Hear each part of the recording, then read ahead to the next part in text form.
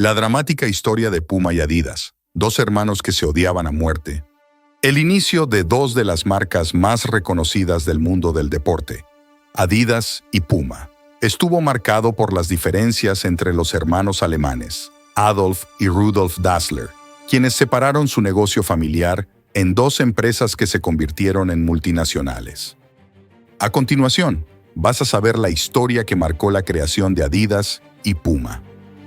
Ambas reconocidas marcas nacieron de eso, un enfrentamiento entre dos hermanos que nunca llegó a buen término, al menos emocionalmente hablando. Todo comenzó entre el final del siglo XIX y el principio del XX en el seno de la familia Dassler.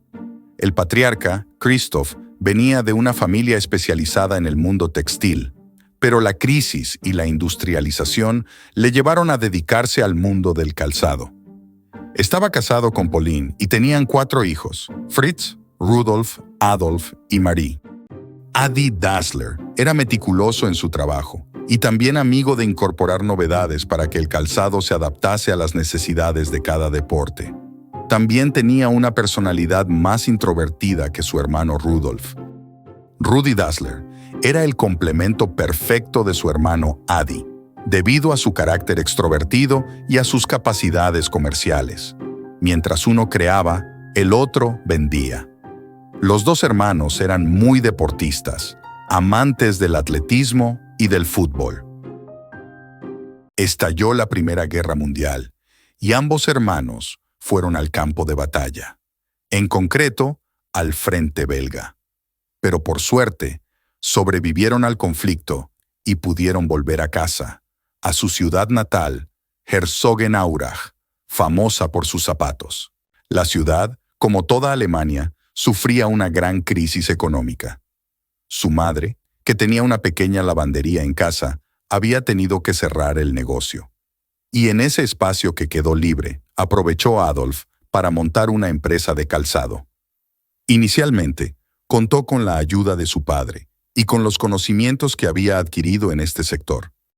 Comenzó vendiendo zapatos a sus vecinos, y el negocio no iba mal, tanto que acabó uniéndose su hermano mayor, Rudolf. Así nació la empresa Hermanos Dassler, que iba a dominar durante años el mercado. Tenían 2 obsesiones: fabricar el mejor calzado para jugar al fútbol y el mejor para correr. En los años 20 del pasado siglo, el deporte se transformó, pasando de ser un hobby de la alta sociedad a un fenómeno de masas.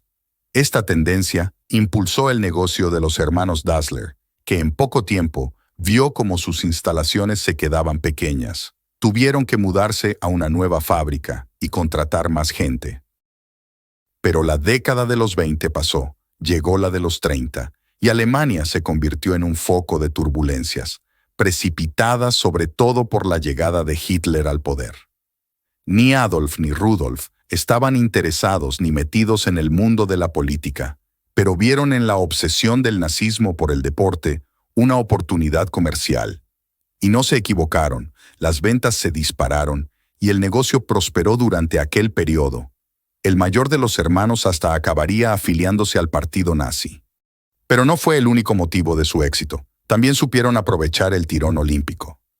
Su debut en estas competiciones se produjo en 1928, en Ámsterdam, donde por primera vez atletas alemanes usaron sus diseños. Pero el gran impulso les llegaría en 1936, cuando convencieron al velocista Jesse Owens, protagonista absoluto de aquellos Juegos Olímpicos de Berlín, de que utilizase su calzado. La publicidad para la compañía fue enorme. El problema era que mientras el éxito en el negocio se disparaba, las diferencias entre los hermanos también crecían. Adolf defendía que sin sus diseños, la marca no existiría, mientras que Rudolf aseguraba que sin su don para las ventas, las zapatillas estarían pudriéndose en el almacén. El primero quería fabricar mejores productos y el segundo vender más y más. Pero las cosas se complicaron aún más con el estallido de la Segunda Guerra Mundial, tanto para la empresa como para la relación personal. Rudolf fue llamado a filas, a combatir en Polonia, a pesar de ser el mayor y de superar los 40 años. Las autoridades consideraban, igual que su hermano, que era menos importante para la fábrica. Adolf se quedó al frente de la compañía, que se transformó para ayudar en los esfuerzos de la guerra de Alemania.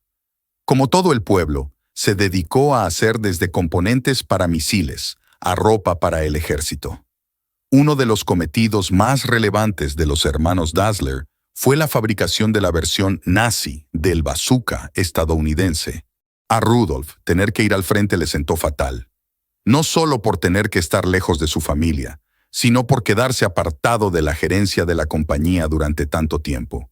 Tal era su enfado, que llegó a amenazar con cerrar la compañía, solo para que Adolf también tuviera que ir a luchar.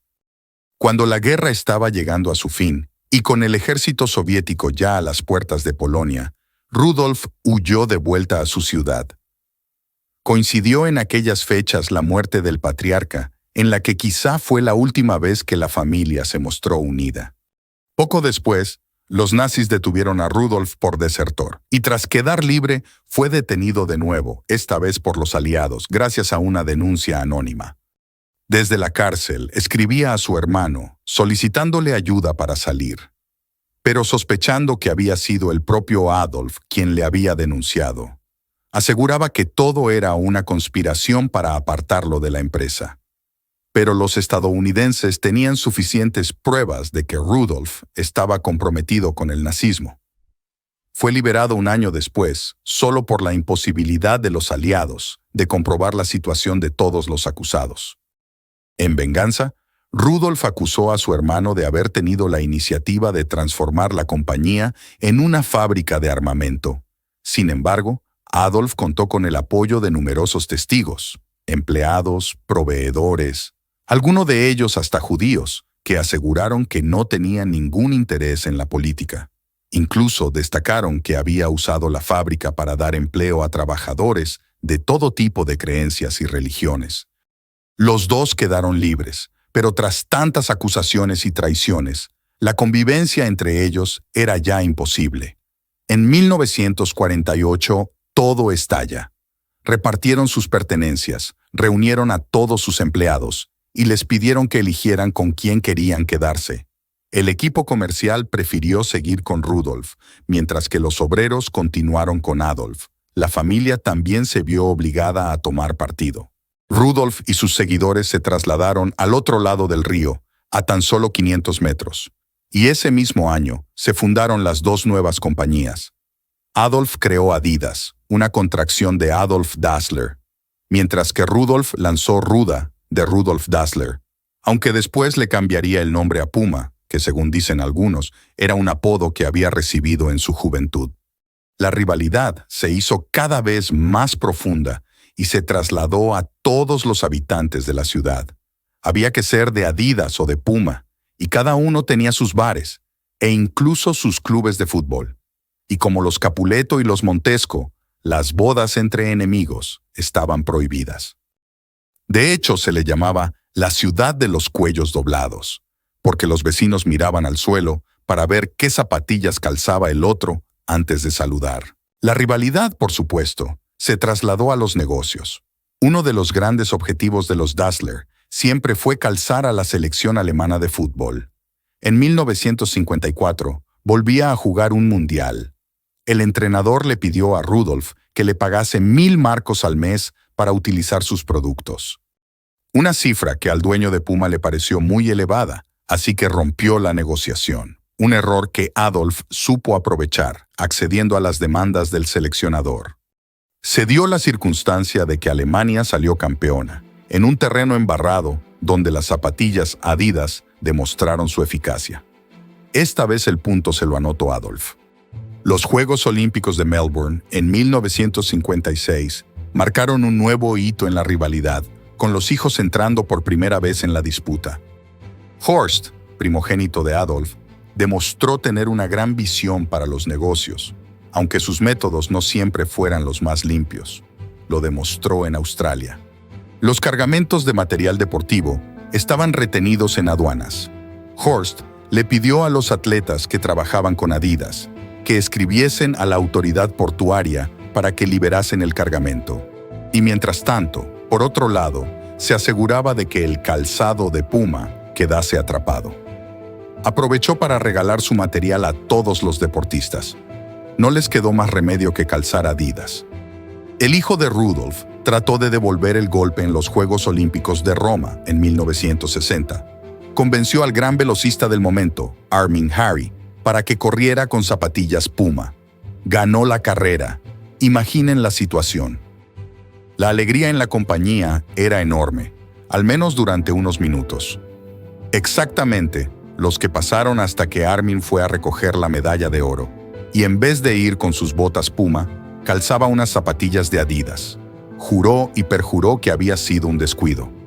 Los grandes éxitos en aquel momento para Puma llegaron gracias al fútbol. Logró fichar para su marca a Eusebio y sobre todo a Pelé.